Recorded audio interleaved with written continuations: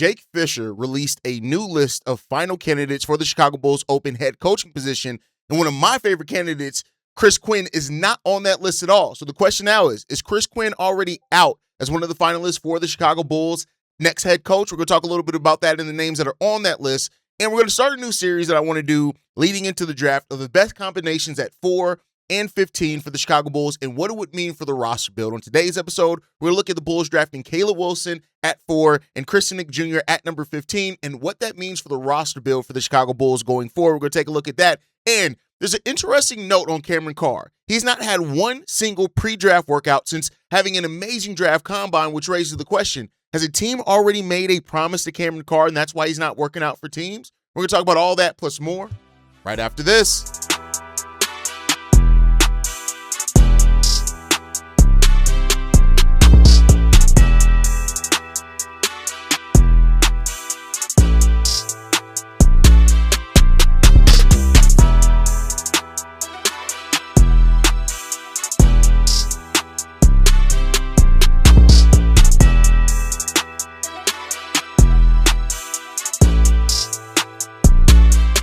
What's going on, Bulls fans? Welcome to another episode of Chicago Bulls Central, your number one spot for everything Chicago Bulls related. I'm the host there, Haize, but more importantly, you guys can follow the channel at Bulls Central Pod on every social media platform we happen to be on. With that said, let's go ahead and get into this content for today, y'all. So, the Chicago Bulls head coaching search continues to take shape, and Jake Fisher released late last night an update on the Chicago Bulls intel looking at this. So the Bulls are expected to start virtual and in-person interviews soon for their head coaching position, which could lead them to make a head coaching choice by the beginning of next week. The names that were reportedly mentioned as finalists for the Bulls position is Tiago Splitter, Ryan Schmidt, Micah Nori, listed as the finals, with Wes Unseld Jr. being named as somebody who still is in the mix and could stay on the staff even though the Bulls hire a different head coach, which something I think we all kind of expect. I think a lot of Bulls fans are amicable to that. If Wes Unseld Jr. does stay on under the new head coach, I still think it should be that new head coach's decision. Don't press any coach on the new head coach, but if the new head coach comes in and says, no, I'd absolutely be open to, or I want Wes Unseld to stay on as one of my assistants. That could happen with Dan Craig as well, right? So the question now becomes about, when you look at that, Tiago Splitter, Ryan Schmidt, Micah Nori, right? Those are all three varying levels of degrees for candidates, right? So I want to start off first. You guys know Chris Quinn has been my absolute favorite candidate that I've been talking about for the Chicago Bulls for going on 3 years now. And it seems like if we're taking Jake Fisher's, update here as the actual list, it seems like right now it could be that that Chris Quinn is no longer in the running for that. That also means Johnny Bryant is no longer in the running for it as well. Dave Bliss, a name that we haven't heard in a while, isn't in the running in it anymore, right? So I think that, if this is, and I say if, no, not as a shot to Jake Fisher at all, right? Jake Fisher is very, well respected for his acumen in the actual intel that he does have. So no shot at that. I say that with everybody, right? It's something I say, take everything with a grain of salt. But like, if Chris Quinn is truly now out of the running for this list, it's fine, right? Like I said this before, while Chris Quinn was my favorite candidate, I'm not going to act like the other guys on this list, aren't guys that could help the team. Now, I was kind of more focused on Dave Bliss at that point, but if you look at Tiago Splitter, Ryan Schmidt, and Micah Nori, let's take a look at these guys. Micah Nori is the first guy. He's been an assistant for over 20 years. He's very similar to Tom Thibodeau in that case. When you look at his career progression, it's very similar to Tom Thibodeau, and he's even trusted with Chris Finch to make the adjustments. He's basically the defensive coordinator on that team, but he also has had some instances of being the offensive coordinator at times and calling some of the offensive adjustments too. And this is a guy that's had a career of development as well, right? Development, toughness, creativity all seem to be a focus here for the Chicago Bulls. Now, I don't know if Micah Nori is as creative offensively as some of the other guys, but Micah Nori is a guy that's been in the NBA for a long time, very respected, and it would be similar like to when the Bulls did hire Tom Thibodeau. Now, the only difference is of course, when we hired Tom Thibodeau, he was basically coming off a championship run, with the Boston Celtics. And so there's what you're looking at, kind of the difference there, right? I think they had won the championship 3 years before the Chicago Bulls hired them. I believe 2 or 3 years before we hired him as our head coach. Tiago Splitter is one of the big names on this list, right? Like a guy that you have seen what he's already done as a head coach, right? And even though he stepped in as the interim head coach, we saw Denny Advia have an all-star, jump under him, even though Denny had been progressing. Scoot Henderson had a really great playoff run, a really solid playoff run as well. We saw Shaedon Sharpe have his best statistical year, and Donovan Clingan absolutely developed and the way that he used Donovan Clingan as the defensive anchor for that team was very creative. I've talked about before, the thing that Tiago Splitter does that I love, he really melds international basketball styles with NBA philosophies, and that's where the game is really going, right? The FIBA game and the NBA game are get closer and closer every year that goes by and overlap there, right? And so I think you're starting to see some of that, and he brings those philosophies. I think he, what the Portland Trailblazers were able to do as a defensive team last year, even not having the best defensive pieces as well, it goes to show how he used, like I said, how he used Donovan Clingan in that. And so, you look at that and say, hey, he could develop. When you look at, developing Denny Advia, developing Shaedon Sharpe, developing Scoot Henderson, developing, those guys in that season, like that directly correlates. If you get Caleb Wilson or Cam Boozer, you have Modest Buzelis there, Noah Essengate, Leonard Miller, right? You have those guys that you can mold with that. And I think Tiago Splitter brings a lot of those type of philosophies you want on your team. I love it. And then you get to Ryan Schmidt. Ryan Schmidt is the guy that has kind of the biggest question mark here. Now, he has the ties to Bryson Graham, so him being on this finalist list makes sense because him and Bryson Graham already have prior ties together. And so that could be what pushed him forward. And I'm not going to say that as a negative, right? Bryson Graham could have recognized something in his work with Ryan Schmidt that now that he's in the position of hiring a new head coach, he will look back and say, listen, I've seen this guy, Ryan Schmidt, coach. I've seen what he does and how he works with players. This is a guy that I want to help lead this thing. I know that he's already hired AC Law, who he had some previous relationship with. He played with in college, that type of stuff. Got him over from OKC. Stephen Mervis came over, right? The other two hires he made in the front office, are things there. So Ryan Schmidt is somebody to look at, right? Like associate head coach for the Atlanta Hawks. And, the history there is something that you look at and you say, all right, maybe there's something there that Bryson Graham is ahead of. And while this could be looked at right now as like, dang, you're hiring somebody who, you worked with previously, but it could end up being that Bryson Graham just recognized something that, hey, this guy's going to be a really good head coach. We're going to get him in here early, and we're going to let him build a culture here in Chicago. So those are things that I think all matter. How you build the roster, the way you direct, all those type of things matter. But if we're taking this list as the actual final three, which, again, I'm going to say is a big if. I'm not going to say that it's 100%. But if this is where the direction that the Bulls are going, and they've far gone, more established assistants like David Bliss, like a Chris Quinn, missed out on Sean Sweeney, and they go for that guy, you just better get it right. And that's the ultimate thing with this. There are going to be Bulls fans that if their favorite isn't hired, there are going to be immediate questions and doubts. The biggest thing is just get it right. Prove that was the right guy to hire. Prove that was the guy that we needed to have on this team, that this is the coach to lead this next era of the Chicago Bulls. You do that, most people are going to be quiet about it. So we'll see what's going to happen in regards to it and what the Bulls do with that. And let's just see what they bring for the Chicago Bulls. But, hey, Micah Nori, Ryan Schmidt, Tiago Splitter, those seem to be the final three guys for the Chicago Bulls here. And again, according to Jake Fisher, and we'll see if that list gets expounded on any here over the next couple of days. But, in-person interviews could start, later this week, and let's see what happens there.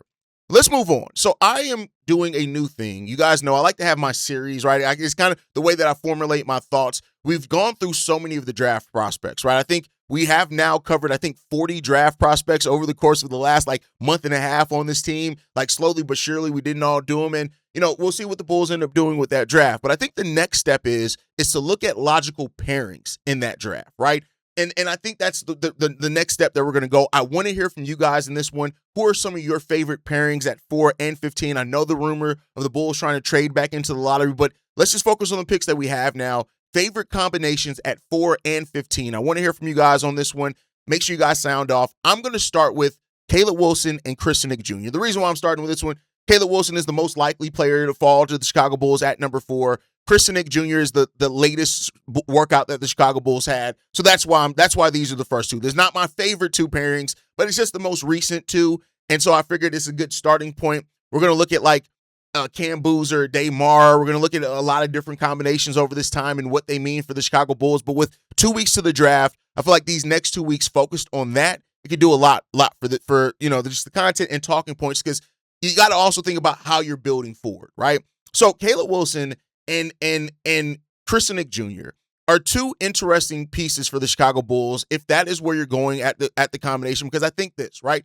If you come out of this draft with Caleb Wilson at 4 and Chris Cenac Jr. later in that first round, the front court would have instant identity. You add Modest Buzelis, Caleb Wilson, and Chris Cenac Jr. Right now, I don't know if Chris Cenac Jr. is going to be an instant starter. He is a player that is he has a lot of raw skill and his skill set to go a lot of different ways, and we'll talk a little bit about that. But with that, you have modern length, mobility, athleticism, rebounding, rim pressure, and defensive flexibility, right? Modest and Caleb Wilson are developing, like Modest is already developing to a really good on-ball defender. I think he needs to tighten up the off-ball defense. That's an awareness thing.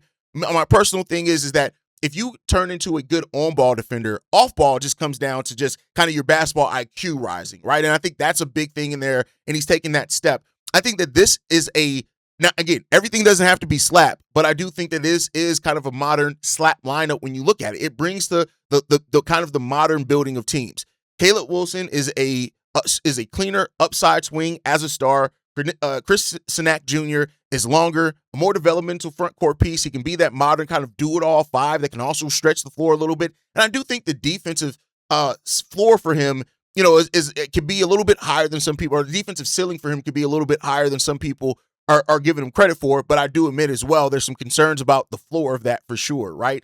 And so I think when you look at it, you have Caleb Wilson as the high front court engine, along with Modest Buzelis. Chris Cenac Jr. as the long-term athletic big swing when it comes down to it. Caleb Wilson, we all know why he fits Bryson Graham's philosophies. 6'10", almost 11, 211 pounds, over 7 foot wingspan, a 9 foot standing reach, a 39-inch max vertical. The production that he had, even without the solid 3-point shooting, at 19.8 points, 9.4 rebounds, 2.7 assists, 1.5 steals, 1.5 blocks.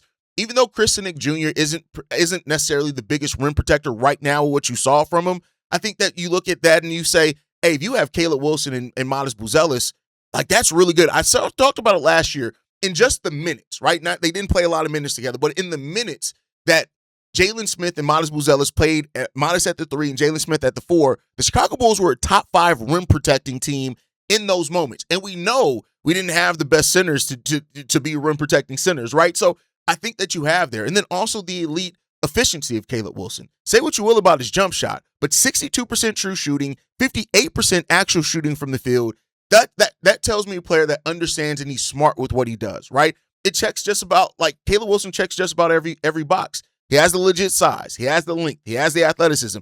And he is a physical motherfucker as well, right? So when you talk about if Bryson Graham's first pick ends up being, and again, it's who falls to 4. It's not like we have a choice there, but it ends up being Caleb Wilson. You get a lot of that identity. Caleb Wilson's initial role for this team when he first starts is going to be a front court connector. He is going to be the connecting piece between Josh Giddey and Modest Buzelis. His ability to guard 3 to 4 position is going to be legit when it comes down to that one. And when you look at Josh Giddey's ability to create both in transition and in the half court, Caleb Wilson's game gets a lot easier for him there, and he never played with a point guard like Josh Giddey. So even though he isn't the best jump shooter, he does create for himself really good in the mid-range. Almost 50% of his shots were self-created, so that shows a player that understands at least how to create with the skills that he has. But you get a guy like Josh Giddey, who is the second best open shot creator in the league for his teammates. It really does. It plays a part into how that fits together, right? And then when you look at Chris Cenac Jr., why does he fit Bryson Graham's philosophies, right? 6'11", legit 240 pounds. And keep in mind, people have already talked about how he can add more size to add more physicality. You're coming into the league at 240 pounds, and people are saying you need to add more physicality. Like, there's huge upside in that. The 7'5" wingspan, right, is huge. If I'm not mistaken, I think Chris Cenac Jr. has the second longest wingspan in this draft, only second to Daymara. Somebody fact check me on that one, but I think it's him. He has a 9 foot standing reach. He only averaged 9.5 points, 7.9 rebounds, right under a steal per game and a half a block per game. But like I said, I project him to be a better shot blocker as his career goes and the timing and the defensive IQ rises. But if you have Caleb Wilson and Modest Buzelis, and even if you, like, again, I don't think Chris Cenac Jr. is necessarily going to start right away. You could try to just throw him out there and let him figure it out. But if the Bulls do go after a Mark Williams, right, and sign him for a 2 or 3 year deal, if they go after Isaiah Hartenstein, and I think Hartenstein is actually a really good player for Chris Cenac Jr. to actually learn behind. If we're able to get an Isaiah Hartenstein, and you have him, Chris Cenac Jr. sit behind him for a year or two, right? Those are things that all matter. Cenac Jr. also shot 33% from three on 2.4 attempts per game. I think when you look at the forward center combo there, it means a lot. Chris Cenac Jr.'s draft profile screams Bryson Graham. Legit size, legit length, really good athleticism, and has that really size. The development background that Houston has, rebounding motor, defensive motor, I think that's there. Chris Cenac Jr. is not a finished product, but because the Bulls are in an actual rebuild, he doesn't have to be finished yet. He has the potential of being an offensive hub, but you don't have to rely on that quite yet because you have Josh Giddey, you have Tre Jones. You're developing Modest Buzelis potentially as a point forward as well, right? But he gives the Bulls a long-term big that has every tool in the toolbox to be a modern style big. And if Caleb Wilson is your four and you have Giddey, and Chris Cenac Jr. does end up being a guy that can be an offensive hub in Giddey's off-court minutes, we've already talked about how being able to have passing and creation from your big man position actually goes a long way for you as well, right? The thing that I would say is that Chris Cenac Jr., when you watch the tape, you already see signs of him growing as a weak side defender. As a center and a mobile big, I like that.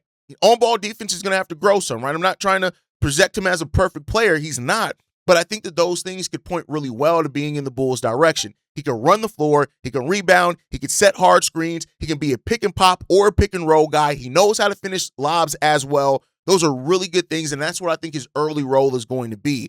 That mobile 5, jumbo 4 there, and then I didn't even mention Noah Essengay and Leonard Miller in that as well, right? So if your forward center rotation, let's just say that because I think Leonard Miller played some small ball center minutes too, but if your long-term forward center rotation is Modest Buzelis, Caleb Wilson, Noah Essengay, Leonard Miller, Chris Cenac Jr., somewhere in between that. I think all those guys stay long-term, but no, if you figure out something between those 5 guys, and what you look at when you see that is guys that can do a little bit of everything, right? And you have almost every base covered between those players. They can all play multiple positions. And so, that's something that could work out for this team. So I like that, right? I think that it makes a lot. I think when you look at it next to Wilson, Chris Cenac Jr. makes even more sense. The argument for Chris Cenac and Caleb Wilson together is not draft 2 bigs because the Bulls need size. The argument is draft 2 different types of bigs that solve different problems in different ways. Wilson gives you the explosive forward creator. Chris Cenac Jr. gives you the long, mobile interior piece of that. And I think when you look at those guys potentially together, they and with Modest and with Noah and all that, and with Leonard Miller, those guys create a lot of different looks. For example, I'm just going to throw some different looks you can have out there. The speed look. You have Josh Giddey, Modest, Wilson, Cenac. Whoever it ends up being your 2, that's a speed lineup. In transition, finishing around the rim, all that type of stuff. The identity lineup, a lineup that gives you kind of, a death lineup if it works. These are all long-term if it works out. Giddey at the 1, you can move Modest to the 3. You can play Caleb Wilson move Modest to the 2, Caleb Wilson at the 3, Leonard Miller, Jalen Smith, Noah Essengay either at the 4, Chris Cenac Jr. at the 5. That's a very interesting lineup that if those players develop right, it gives you that, hey, we got size, we got monster lineups, and you can look at it. The half-court spacing lineup. Josh Giddey, Modest Buzelis, Caleb Wilson, Jalen Smith, that's your half-court spacing lineup. You got to find a 2 that can shoot as well there. And then the defensive chaos lineup that you can have there. Josh Giddey, Modest Buzelis, Wilson, Cenac Jr., and then, Isaac Okoro type player that's better than that. If it ends up being, you can look at that one. So I think that fits the Bulls' current direction. I think it fits the draft philosophies of Bryson Graham. Bryson Graham likes to have players that can play multiple roles, that can do multiple things, and then that way, the looks that you throw at teams, they got to be prepared. They got to be ready for anything. I think that lines up with that. You got to find your long-term too, whether that's keeping Colin Sexton for a year, trying to keep Anthony Simons, going out there and finding a Ben Mathurin that maybe you can get for cheap, making a shot at Quentin Grimes, right? It just opens up so much for what you can do at those other positions. So I think that's the thing that you can really look at. It would raise the athletic floor of the Chicago Bulls. It will give Josh Giddey half-court lob threats that he can work with, and it helps protect Modest Buzelis as well. The Caleb Wilson being stronger defensively, whereas Modest is stronger offensively, that's a front-court pairing that can absolutely work out. They don't get in each other's way, and ultimately, it fits where the NBA is going. The best teams aren't just creating traditional players at positions. They're creating players that can survive different style of playoff matchups, and that's what the Bulls will be trying to do here, is something similar. Caleb Wilson can guard in space. Chris Cenac Jr. has the length and the physicality to be able to guard the rim both in in just physical defense on another center, but also being a deterrent factor with his natural size. As Modest grows as a two-way forward as well, if Noah Essengate adds another long body to this team, hey, it becomes really good. Your biggest concern does become shooting, right? So that's why the player that you get at the 2, I think, has to be an actual three-point threat. It has to be that. And if you can get that, I think that's where things are. Now, let's look at some of the things that may not work for this. Why it may not work for this team is the lack of shooting. You have that. The spacing can get very tight as Caleb Wilson works on his three-point shot, Chris Cenac Jr. as well. So the half court can get a little tight, and we've seen how that has hurt teams before. So that is the biggest concerns. You cannot build a front court that looks great physically, but cramps the half court, because as we've seen, as you grow, if teams can force you into bad half court matchups, it just ruins your team and ruins your spacing. So that's what the Bulls would have to matter and look at in that point. But overall, I think there's some solid things to look at in that one. And this is just the first in the series that I'm going to do with potential pairings here at 4-15 for the Chicago Bulls. But again, let me know your favorite pairings of players. Let me know how you guys feel about it. Let me know what you think they bring, all that type of stuff. Let me know that down below. With that said, right, I want to get into this last topic before I get up out of here, and that's Cameron Carr. Cameron Carr has become a hot button talking point for a lot of Bulls fans, right? For a while there, he was mocked by almost every mock draft to go to the Bulls at 15. If you've noticed over the last week, he's slowly started to slide down mocks. And I noticed something. Hoops Hype is tracking all the pre-draft workouts for every team and every player. Cameron Carr has not worked out in person for a single team. What that leads me to believe is that after his draft combine, where he was the talk of the town in the draft combine, I personally, this is not reporting, this is my personal thought, I think that Cameron Carr already has a draft promise. Because it just wouldn't make any sense for a player that was originally projected to go in the end of the first round, that after the draft combine worked up to where some people were saying he was a lottery pick, to then see him now sliding back and him not have any workouts for any team that could be interested. Now, I'm not saying in any way the Chicago Bulls made that promise. That's not what I'm saying here, but I am saying it's interesting to watch, because I do think that Cameron Carr could have a promise from a team, and that's why him and his agent just said, all right, cool, we don't need to work out. We've already risen up, and if that team is in the lottery, he's already risen up more than what he did. It gets some more guaranteed money, gets some more guarantee on that contract. And so if a team has made a lottery promise to Cameron Carr, I think that's why we're seeing Cameron Carr not work out for teams. Now watch me put all this together and talk about this, and then we turn around and see Cameron Carr, tomorrow works out for the Bulls or some shit like that, right? That's the way that shit happens for me. But overall right now, it's just something to monitor and watch. And I want to hear from you guys in this one. When you hear how Cameron Carr rose up mocks, a week to 2 weeks after the draft combine, and now at the place we're at now, he's not working out for any team at all. What does that mean? Let me know what you guys think on that down below, man. I want to thank you guys for tuning in. Let me know your thoughts on everything, man. Let me know you guys' thoughts on the head coaching search. Do you think that Jake Fisher, his reporting means that a guy like Chris Quinn is no longer in the running? Let me know what you guys think about the 3 candidates that he also mentioned. And how do you feel about the pairing of Caleb Wilson and Chris Cenac Jr. at the 4-15 picks for the Chicago Bulls? And if you don't like that, who are your favorite combinations there? Make sure you guys like the video, subscribe to the channel as well. Hit that notification bell so you never miss an episode or an upload. You can follow us at Bull Central Pod on every social media platform. You can send us any feedback, questions, comments, concerns, bullcentralpod@gmail.com. And lastly, if you want to leave a text message and our voicemail for the mailbag, the number to do so, 773-270-2799. We're the #1 spot for everything Chicago Bulls related, but that is thanks to you, lovely and beautiful people. And like I like to end every episode on, go Bulls. Love you guys. See you ready if you can, y'all. Peace. This has been a presentation of the Breaks Media.